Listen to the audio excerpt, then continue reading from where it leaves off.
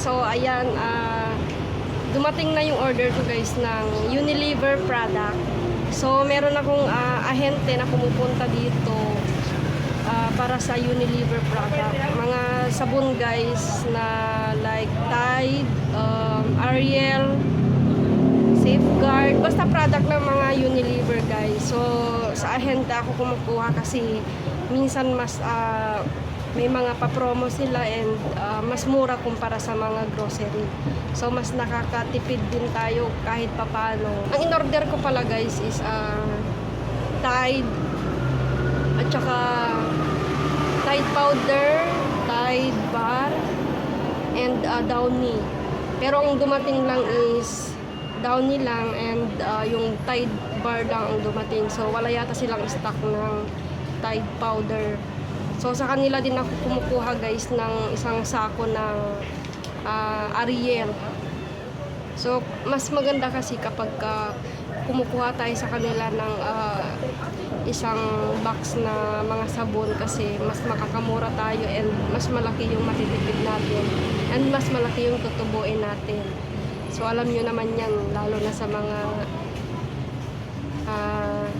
may mga ahente. So ayun guys, nagulat ako kasi may pa-free sila today.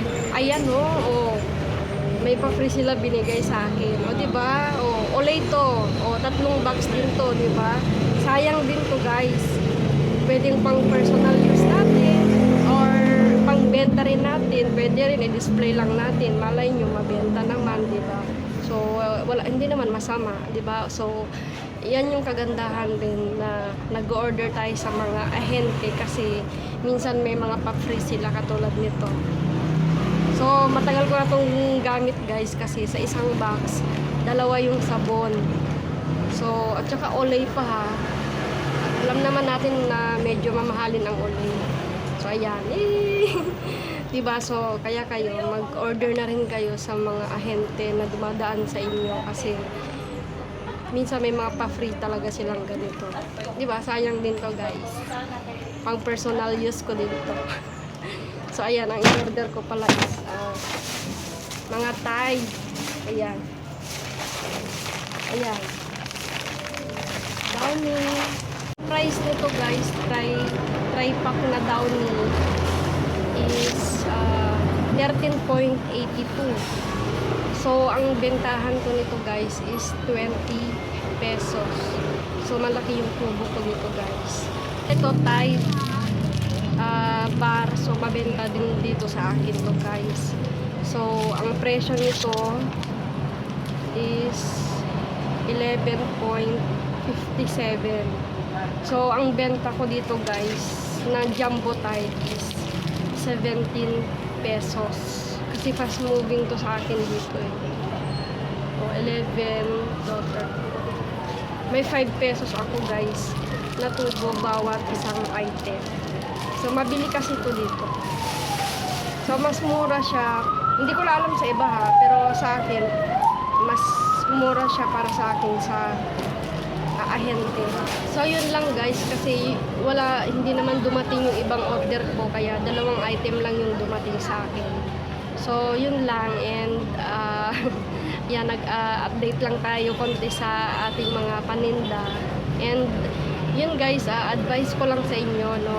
Lalo na sa mga sari-sari store natin na medyo maliit. So, huwag tayong mag-order guys ng like mga chichirya na mga 100 pieces, mga ganun. Kasi hindi natin alam na yung ibang ahente guys is ang binibigay nila sa atin is yung mga malapit ng ma-expired. So nangyari yun sa akin guys. Kaya parang nadala na ako mag-order sa Merrimart kasi ako nag-order din.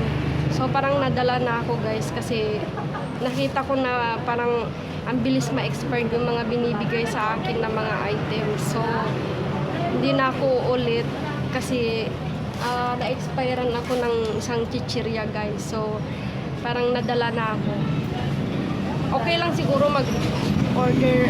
Dapat ang binibigay naman nila yung mga matatagal ma-expired lalo na sa mga ganitong tindahan na katulad nito kasi syempre hindi naman natin mapapaubos agad yan.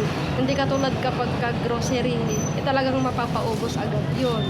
So yung katulad nito sa atin, so lesson learned yun guys ha, advice ko lang sa inyo yun. Kasi na-expirean talaga ako ng chichirya na galing ng Merrimart. So hindi ko alam na yung binigay pala sa akin is mga 3 months lang yung yung expired.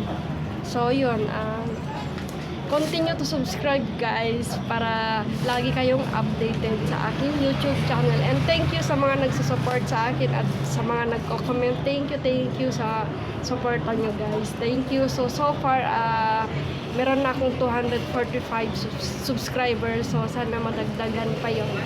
And thank you guys. God bless sa inyo.